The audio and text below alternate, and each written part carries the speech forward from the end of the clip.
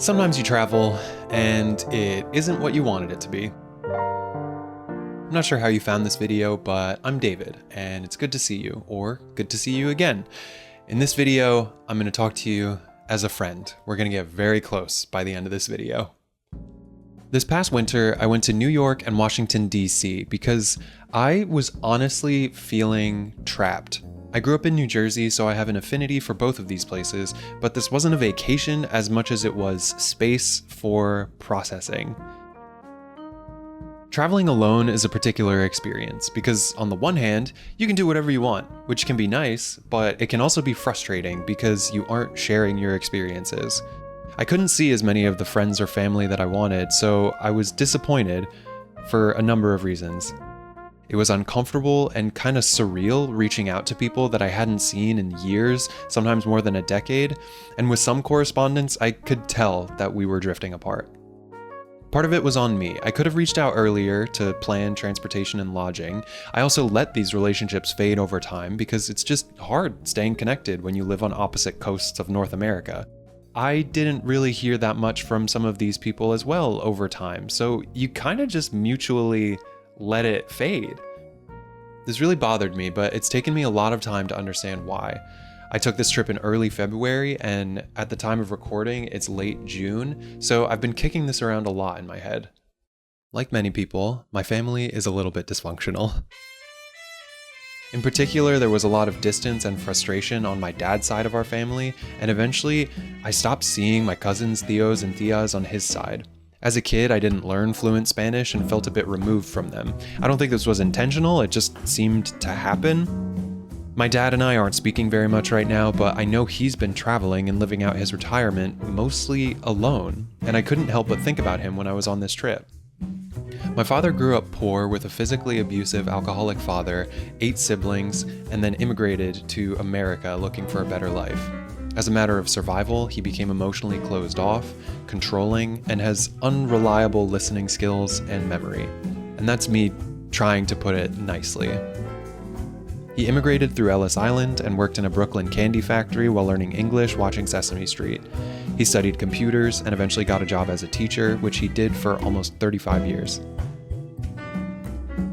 My mom had Canadian parents. She grew up in the Dominican Republic and went to an American school there. She was a missionary kid and sometimes describes herself as a third culture kid.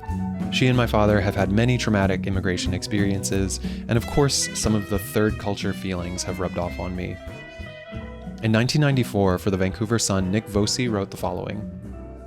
Third culture kids have a unique place in any society to which they belong. Theirs is a confusing and quite often debilitative condition. They are confronted with cultural walls or pitfalls at every turn. Unable to completely relate to their parents' culture and yet at the same time labeled as different from the mainstream culture they are encouraged to belong to, they are basically cut adrift and left to float in a sort of Twilight Zone state.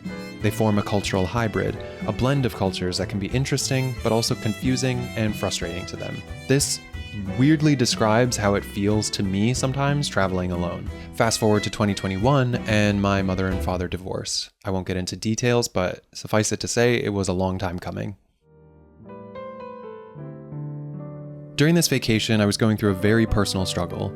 Someone very important to me wasn't able to show up in my life in a way I repeatedly asked for, and it felt like the only thing I could reasonably do was take a break from them, which is very similar to stuff that has happened within my family. I wanted to give this person a chance, but a pattern was developing, and I thought very carefully about whether this was temporary or something I would need to accept about this person. Ultimately, they couldn't show up in the way that I needed, and we agreed to end our relationship. Before this trip, I built it up as a triumphant return to the East Coast with the means to enjoy it as an adult, but I was reminded of the importance of maintaining relationships if I can only visit once every few years. But it's not just about that. I think sometimes it's okay to just move on, to say we were part of each other's lives for a season, and now that season is over. We'll always have our memories, but things are different now, and that's okay. I want good things for you, and I hope that whenever we do see each other again, we can appreciate the ways that we've grown. My mom's father once said, as we get older, we only get more vulnerable. And as I've come to terms with the ways that I've avoided connection as well as pain over my childhood and then my early adult years, that hits. That That goes so hard. I really don't know why all of this stuff came up as a result of one trip traveling alone.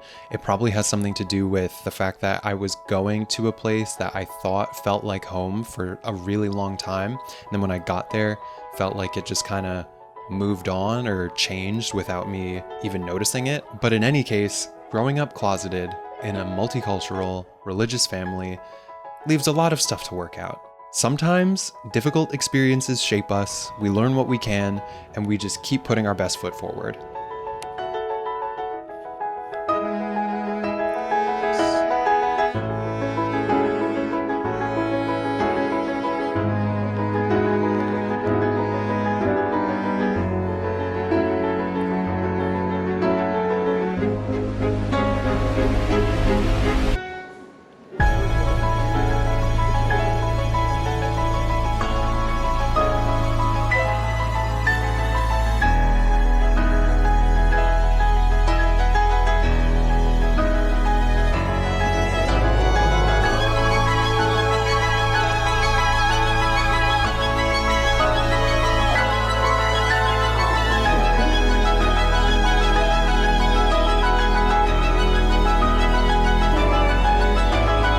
But ideally, the next time I go on a trip like this, it's not going to be to figure out my life. It's just going to be to have some fun.